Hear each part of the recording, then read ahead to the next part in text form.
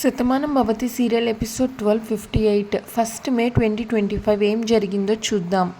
నీలిమ తన పెద్దమ్మ శారద అక్క స్నేహతో ఎందుకు పెద్దమ్మ ఇలా మాట్లాడుతున్నారు, భాను పరిస్థితి ఏంటో అత్తయ్య మనందరికీ చెప్పారు కదా, అందుకే తను ఏం మాట్లాడుతున్నా నేను తల ఉంచుకుంటున్నాను, అన్ని పరిస్థితులు చక్కపడతాయి, రాబోయే అన్ని మంచి రోజులు అన్న ఆశ ఉండాలి కదా అని నీలిమ అంటుంది. అప్పుడు వాళ్ళ పెద్దమ్మ శారద, అసలు బతకాలి అంటే బతుకు మీద ఆశ ఉండాలి కదమ్మా, నీకు అది ఎక్కడైనా కనిపిస్తుందా చెప్పు, ఈ ఇంట్లో గోడలు గుమ్మాలు కిటికీలు ఉన్నట్లు నువ్వు కూడా ఉంటున్నావు, వాటి గురించి ఎవరు పట్టించుకోరు, అలాగే నీ గురించి కూడా ఎవరు పట్టించుకోవట్లేదు, చివరికి నీ భర్త కూడా ఎంతసేపు బాను బాను అంటూ ఆవిడిగారి చుట్టూ తిరుగుతున్నాడు, ఆవిడిగారేమో నువ్వెదురు పడితే నిన్ను తిట్టిపోస్తుంది అంటుంది శారద. అప్పుడు స్నేహ, నేను అమ్మ ఏమైనా గట్టిగా అందామంటే మిగిలిన వాళ్ళందరూ భానుకి ఏమీ తెలియకూడదు అంటారు, నువ్వు మాత్రం అన్ని భరిస్తూ గదిలో కూర్చొని తాళిని చూసుకుంటూ బాధపడుతూ ఉన్నావు అంటుంది స్నేహ.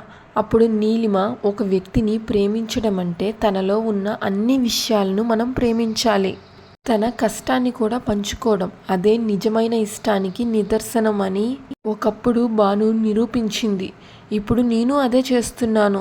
కార్తిక్ మానసికంగా ఎంతగా నలిగిపోతున్నాడో నాకు తెలుసు, తను నా విషయంలో భానుకి నచ్చ చెప్పాలని ప్రయత్నిస్తున్నాడు, కానీ నా మీద కోపాన్ని పెంచుకున్న భాను ఎవరి మాట పట్టించుకోవట్లేదు, కేవలం నా మీద కోపాన్ని మాత్రమే చూపిస్తుంది అంటుంది నీలిమ.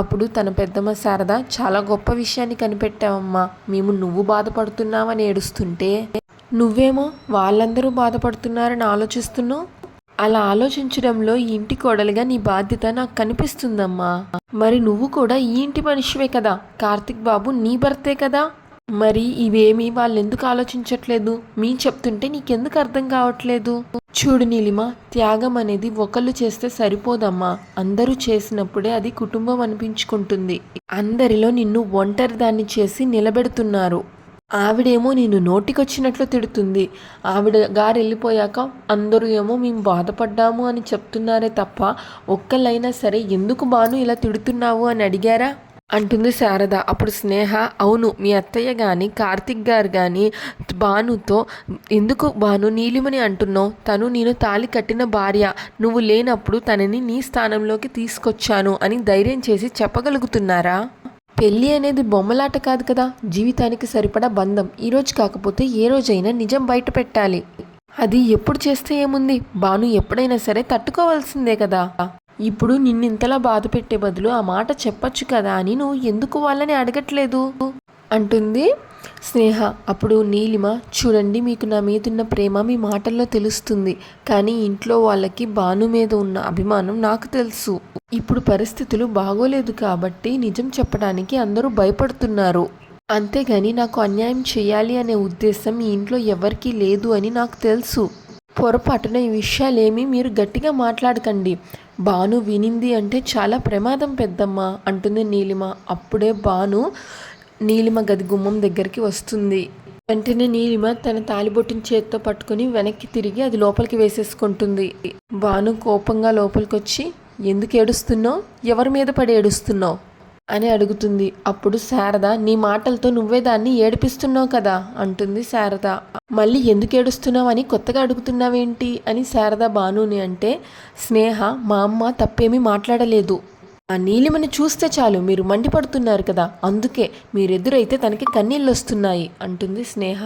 అప్పుడు భాను, నీలిమ మీ మనిషి కాబట్టి తన గురించి మీరు ఇలానే మాట్లాడతారు, కానీ ఆ మనిషి నిజ స్వరూపం ఏంటో పూర్తిగా తెలిసిన మనిషిని నేను, ఎదుటివారిని ఏడిపించడం, అందరూ ఏడుస్తూ ఉంటే నవ్వుకోవడం తప్ప ఏడవడం చేతకాని మనిషి, ఇప్పుడెందుకు ఏడుస్తుందో, తన కంట కన్నీరు వచ్చిందంటే అది బాధతో వచ్చింది కాదు, ఏ కొంప ముంచడానికి నటిస్తుందో అని నాకు తెలుసు. ఇప్పుడు నీలిమ కళ్ళు తుడుచుకొని, సరే భాను, నా మీద నీకున్న అభిప్రాయం మారదు అని నాకు తెలుసు, నువ్వు ఏమనుకున్నా సరే నువ్వు మాత్రం బాగుండాలి అని నేను కోరుకుంటాను అంటుంది నీలిమ. భాను, ఇది నా ఇల్లు, నా ఇంట్లో నేను బాగానే ఉంటాను, కానీ నీలాంటి మనిషి ఇంట్లో ఉంటేనే ఎప్పుడు ఏ ప్రమాదం వస్తుందా అని నేను భయపడుతూ ఉంటాను, అప్పుడు శారద, ఇప్పటి వరకు అన్న మాటలు సరిపోలేదా అమ్మా, ఇప్పుడు ఈ మాటలు కూడా అని ఇంట్లో నుంచి పంపించేద్దాం అనుకుంటున్నావా? అప్పుడు భాను, ఈ మనిషి ఇంట్లో ఉండకూడదు అని నేను ఎప్పుడూ కోరుకున్నాను, కానీ మా ఇంట్లో ఉన్న మనుషులకి ఏమైందో తెలీదు, ఇప్పుడు ఈవిడి గారి మీద జాలి చూపిస్తున్నారు అంటుంది భాను. అప్పుడు నీలిమ, అది సరే గాని ఏమైంది భాను, ఇలా వచ్చావు అని అడుగుతుంది నీలిమ. భాను, ఏముంది, మీరు ఈ గది ఖాళీ చేయాలి, ఊరు నుంచి మురారి గారు వస్తున్నారు, వాళ్ళకి ఈ గది ఇస్తాను. అప్పుడు స్నేహ, అదేంటి, మేము ఇంటికి వచ్చిన దగ్గర నుంచి ఈ గదిలో మేమే ఉంటున్నాం కదా, మరి మమ్మల్ని వెళ్ళిపోమంటున్నారేంటి అంటుంది స్నేహ. అప్పుడు శారద, చెప్పింది కదా తనకి కావాల్సిన వాళ్ళు వస్తున్నారని, వెళ్ళిపోమంటుంది, వాళ్ళు వచ్చినప్పుడు మనం పరాయి వాళ్ళమే అవుతాం కదా. అప్పుడు నీలిమ, పెద్దమ్మ అలా మాట్లాడకండి అంటుంది. భాను, ఇదంతా నీ ట్రైనింగే అని నాకు తెలుసు. భాను, చూడండి, వాళ్ళు నాకు ఎంతో సాయం చేసిన మనుషులు, అలాంటి వాళ్ళు వస్తున్నప్పుడు గౌరవంగా చూసుకోవాల్సిన బాధ్యత నా మీద ఉంది, అందుకే ఈ గదిని వాళ్ళకి ఇవ్వాలని నిర్ణయించుకున్నాను అంటుంది భాను. అప్పుడు శారద, నీ కూతురు బారసాల జరుగుతుంది అన్న ఆనందం కన్నా వాళ్ళు వస్తున్నారు అన్న ఆనందమే నీ కళ్ళలో ఎక్కువగా కనిపిస్తుంది, ఏమిటో వాళ్ళ మీద అంత ప్రేమ అంటుంది శారద. స్నేహ, నీ మాటల్లో వాళ్ళ మీద అంత మమకారం కనిపిస్తుంటే మాకు కూడా ఆశ్చర్యంగానే ఉంది అంటుంది స్నేహ. దానికి భాను, అభిమానించే వాళ్ళకే మమకారం తెలుస్తుంది, మంచి వాళ్ళెవరో చెడ్డ వాళ్ళెవరో, ద్రోహం చేసే వాళ్ళకి ప్రతి వాళ్ళలోనూ ద్రోహమే కనిపిస్తుంది, వాళ్ళు నాకు ఎంత సహాయం చేశారో మీరు ఊహల్లో కూడా ఊహించుకోలేరు, నేనేంటో నాకే తెలియని పరిస్థితుల్లో నన్ను ఆ ఇంట్లోనే ఒక అపురూపమైన గాజు బొమ్మలాగా చూసుకున్నారు, నేను గర్భవతిగా ఉన్నాను అని తెలిసినా సరే ఆ ఇంట్లో నన్ను ఎంతో జాగ్రత్తగా చూశారు, ఎంత గౌరవించారో నాకు తెలుసు, ఎదుటి వాళ్ళకి ద్రోహం చేయడం, ఎదుటివారి నాశనాన్ని కోరుకోవడం కొంతమందికే తెలుస్తుంది, కానీ ఎవరో తెలియకపోయినా అభిమానించి ఆదరించడం మంచి మనుషులకి మాత్రమే తెలుస్తుంది, ఇలాంటి వ్యక్తులు వాళ్ళు, కాబట్టే వాళ్ళని నేను ఇంత గౌరవిస్తున్నాను అంటుంది భాను. దానికి శారద, నువ్వు గౌరవించుకోమ్మా, వద్దనడానికి మేమెవరం, ఇది నీ ఇల్లు, నువ్వేం మాట్లాడినా చెల్లుతుంది, మేము చెప్తే మాత్రం మా మాట ఎవరు వింటారు, అయినా సరే ఎవరో అతిథులు వస్తున్నారు కదా అని ఉన్న అతిథుల్ని పంపించడం ఎంతవరకు మర్యాద, నువ్వే చెప్పు. ఇప్పుడు భాను, చూడండి, మీరు ఎంతగానో ప్రేమిస్తున్న ఈ నీలిమ వల్ల నా ఇంట్లో ఈ ఇంటి కోడలిగా నేను స్టోర్ రూమ్లో బతికాను, పుణ్యమంతా ఎవరిదో తెలుసా, మీ ముందు అమాయకంగా కన్నీళ్లు కారుస్తుంటే మీరు కరిగిపోతున్నారు కదా, ఈ నీలిమ వల్లే, కానీ నేను మీ అందరినీ స్టోర్ రూమ్లో ఉండమని చెప్పట్లేదు, వేరే గదిలో ఉండమని చెప్తున్నాను, ఇప్పటికైనా నా సంస్కారం ఏంటో మీకు అర్థమైంది అనుకుంటున్నాను అంటుంది భాను. నీలిమ, పెద్దమ్మ నువ్వు ఇంకేం మాట్లాడుకు, భాను నువ్వు ఇంక ఈ గది వాళ్ళకివ్వు, మేమందరం ఒకే గదిలో ఉంటాం, మాకు ఎలాంటి ఇబ్బంది లేదు అంటుంది నీలిమ. భాను, వచ్చిన వాళ్ళకి ఎలాంటి ఇబ్బంది రాకుండా చూడాలి అన్నదే నా తాపత్రయం, మీరు తొందరగా ఖాళీ చేస్తే గది క్లీన్ చేయిస్తాను అంటుంది. భాను వెళ్ళిపోతూ మళ్ళీ ఆగి వెనక్కి తిరుగుతుంది. అవును, ఇందాక నేను వస్తున్నప్పుడు నువ్వు వెనక్కి తిరిగి ఏదో దాచినట్టున్నావు, ఏంటది అని అడుగుతుంది భాను. నీలిమ, అదేం లేదు భాను, నీకు అలాంటి అనుమానం ఎందుకు వచ్చింది అని అడుగుతుంది. నీ బుద్ధేంటో నాకు తెలుసు కదా, అనుమానించకుండా ఎలా ఉంటాను, ఏది దాచాలి అని ప్రయత్నించుకో, ఏదో ఒక రోజు బయటపడుతుంది, అప్పుడు నీ పరిస్థితి ఎలా ఉంటుందో నువ్వే ఆలోచించుకో అని చెప్పి భాను అక్కడి నుంచి వెళ్ళిపోతుంది. శారద, విన్నావుగా అమ్మ, ఆవిడ గారు నీకు ఎంత గౌరవాన్ని ఇస్తుందో, వీళ్ళ గురించి అమ్మ నువ్వు అభిమానాన్ని పెంచుకుంటున్నావు, ఈవిడి గురించా నువ్వు ఆలోచిస్తున్నావు అని శారద అంటుంది. స్నేహ, నీలిమ వాళ్ళు నీకు ముఖ్యం కావచ్చు, కానీ మాకు నువ్వు ముఖ్యం, నువ్వు ఇలా బాధపడుతూ ఉంటే మేము మాత్రం ఎక్కువ రోజులు భరించలేం నీలిమ, అది గుర్తుపెట్టుకో అంటుంది స్నేహ. అప్పుడు నీలిమ, చెప్పాను కదా తొందరలోనే అన్నీ సర్దుకుంటాయని, తొందరపడి మీరు ఏది నోరు జారకండి, పదండి రూమ్ ఖాళీ చేద్దాం అంటుంది నీలిమ. ఇంకా పార్దు ఇంటీరియర్ డిజైన్స్ మోడల్స్ అన్నీ చాందినికి చూపిస్తాడు. నేను కొన్ని ఫైనల్ చేశాను చాందిని, నువ్వు కూడా ఫైనల్ చేస్తే మనం హెడ్ ఆఫీస్కి పంపిద్దాం అని అంటాడు పార్దు చాందినితో. బాగున్నాయి పార్దు, అలాగే చేద్దాం, అడగడం మర్చిపోయాను, నీ కబోర్డ్లో హార్డ్ డిస్క్ ఉందేంటి అని అడుగుతుంది చాందిని. అప్పుడు పార్దు, ఆ విషయమే మర్చిపోయాను, అది అన్ని ఎంప్లాయీస్ తాలూకు ఫొటోస్, అలాగే ఇంటీరియర్స్ తాలూకు రిఫరెన్సెస్ ఇమ్మని అడిగాం కదా, అది ఈ హార్డ్ డిస్క్లో పంపించినట్టున్నారు అంటాడు పార్థు. అందులో స్టాఫ్ తాలూకు ప్రతి ఫోటో ఉంది, వాళ్ళ ఐడి కార్డులు తయారు చేయాలి కదా, వాళ్ళు అందుకుతోటి రిఫరెన్స్లు కూడా పంపించినట్టున్నారు, పద ఆ హార్డ్ డిస్క్ని ల్యాప్టాప్కి కనెక్ట్ చేసి చూద్దాం అంటాడు పార్థు. చాందిని, ఎందుకు పార్థు, నువ్వు ఒక ఫైల్ తీసుకొచ్చావు కదా, దాన్ని బట్టి ఏ ఆఫీస్కి ఏది బాగుంటుంది అనేది ఫైనల్ చేసి కాంట్రాక్ట్ ఇద్దాం అంటుంది చాందిని. 20 డేస్లో అన్ని ఆఫీసులు ఒకేసారి మారిపోతాయి కదా. అప్పుడు పార్దు కరెక్టే, కానీ ఎంప్లాయీస్కి స్టాఫ్కి కొన్ని టేస్ట్లు ఉంటాయి కదా. ఏమో ఇంతకన్నా బెటర్గా అక్కడ ఏమన్నా వచ్చాయేమో చూద్దాం అంటాడు పార్దు. అప్పుడు చాందిని మనకన్నా బెటర్గా స్టాఫ్ ఆలోచిస్తారు అని నీ డౌటా? అప్పుడు పార్దు చూడు చాందిని, ఎప్పుడు మనం ఎవరిని తక్కువ అంచనా వేయలేము. చూడు, ఒకసారి ఒక మేనేజర్ వల్ల బిల్లు విషయంలో తేడా జరిగింది.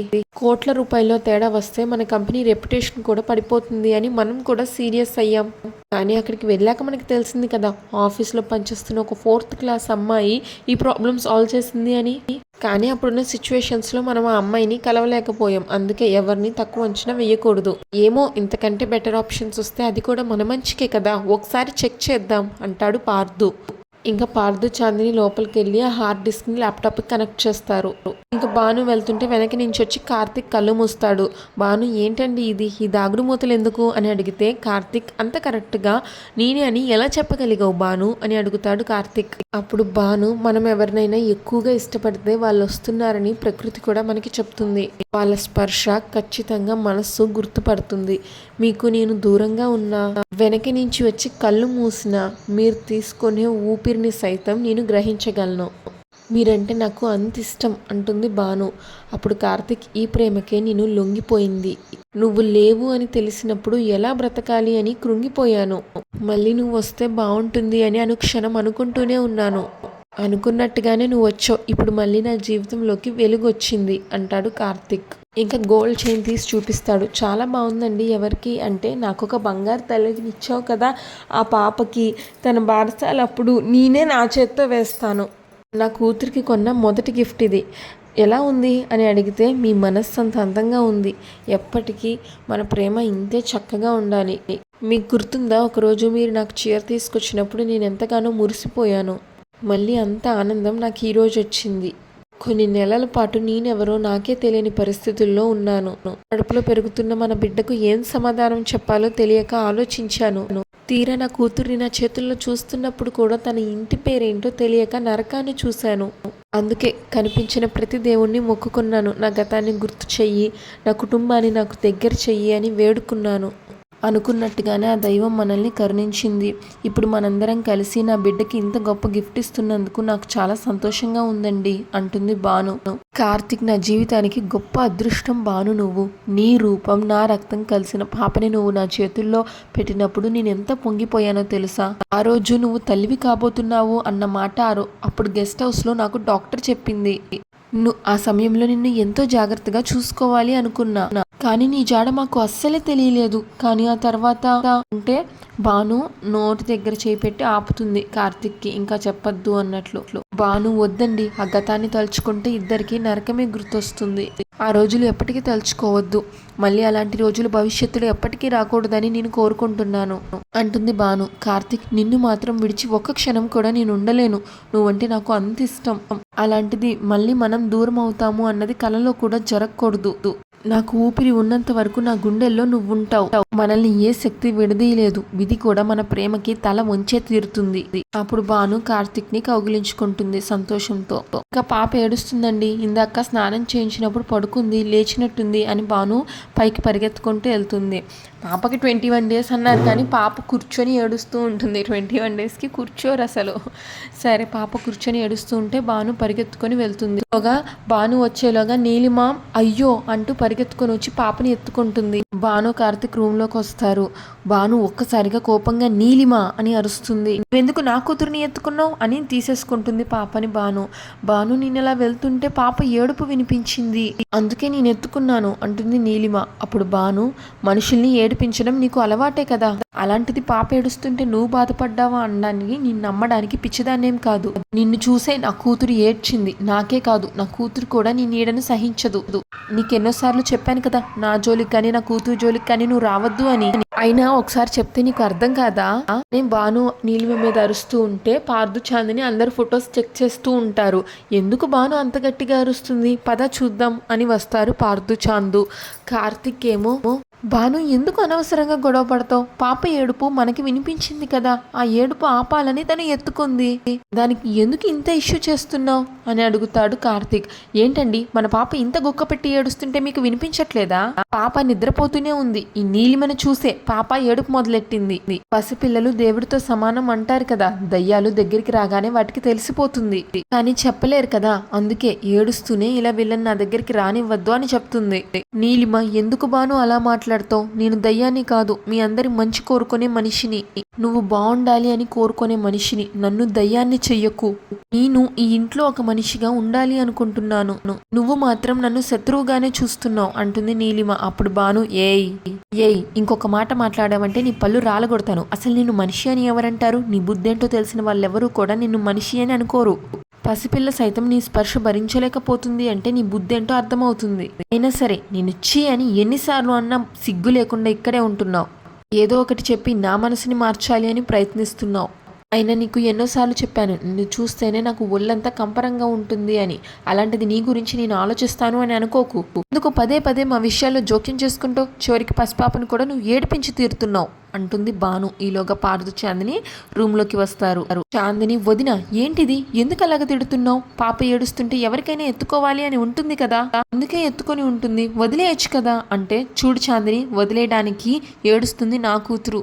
నా పెగుకి ఆ బాధ ఏంటో తెలుస్తుంది. అయినా నీలిమ అంటే మీ అందరికి అభిమానం పెరిగిపోయింది కాబట్టి నేనేం చేసినా మీకు తప్పనిపించట్లేదు అంటుంది భాను. అప్పుడు పార్దు, అది కాదమ్మా, ఇప్పుడు ఇందులో నువ్వు అనుకుంటున్నట్లు తప్పు ఏం జరిగింది? పాప ఏడవటం మనందరం విన్నాము. మనకన్నా ముందు నీలిమ వచ్చింది, ఎత్తుకుంది. అది అనుకోకుండా జరిగిందే కానీ కావాలని చేసింది కాదు కదా. అనవసరంగా ఎందుకు గొడవ పడుతున్నావు అంటాడు పార్దు. అప్పుడు భాను, ఏంటన్నయ్యా నువ్వు కూడా ఇలానే మాట్లాడుతున్నావు? ఈ నీలిమ బుద్ధేంటో నీకు తెలియదా? తను అనుకోకుండా ఏది చెయ్యదు, అన్నీ కావాలనే చేస్తుంది.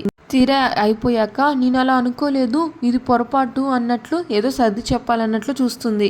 ఆగుపామన్నయ్య, ఇది ఇలాంటి మనిషిని ఇంట్లో వాళ్ళు నమ్ముతున్నారు అంటే అదంతా ఎంత తెలివి తక్కువతనం, నువ్వు ఆలోచించు అంటుంది భాను. కార్తీక్ కోపంగా, చాలు భాను అంటాడు. అంతటితో ఎపిసోడ్ పూర్తవుతుంది. నెక్స్ట్ ఎపిసోడ్ ప్రోమోలో భాను కోపంగా, ఇప్పుడు నీలిమ చేసింది ఏమీ తప్పు కాదు, పాప ఏడుస్తుంటే ఎత్తుకుంది అంతే, దాంట్లో నువ్వు ఆ మాత్రం దానికి ఇంత గొడవ చేయడం నాకేమీ అర్థం కావట్లేదు. ఇప్పుడు భాను, ఈ మధ్యన నీలిమని ఒక్క మాట అంటే ఇంట్లో ఏ ఒక్కరు భరించలేకపోతున్నారు. నేను ఇంట్లో లేనప్పుడు ఏదో జరిగింది. మరీ ముఖ్యంగా మీరు నీలిమ విషయంలో చాలా పాజిటివ్గా ఆలోచిస్తున్నారు. అందుకే నాకు అనుమానం వస్తుంది, నీలిమని మీరు ఇంత సపోర్ట్ చేయడానికి కారణం ఏంటి అని అడుగుతుంది Bhanu. Karthik, Shatamanam Bhavati serial regular episode కోసం మా ఛానల్ని సబ్స్క్రైబ్ చేసుకోండి. ఈ ఎపిసోడ్ అయినా మీ అభిప్రాయాన్ని తప్పకుండా కామెంట్ చేయండి. Thanks for watching.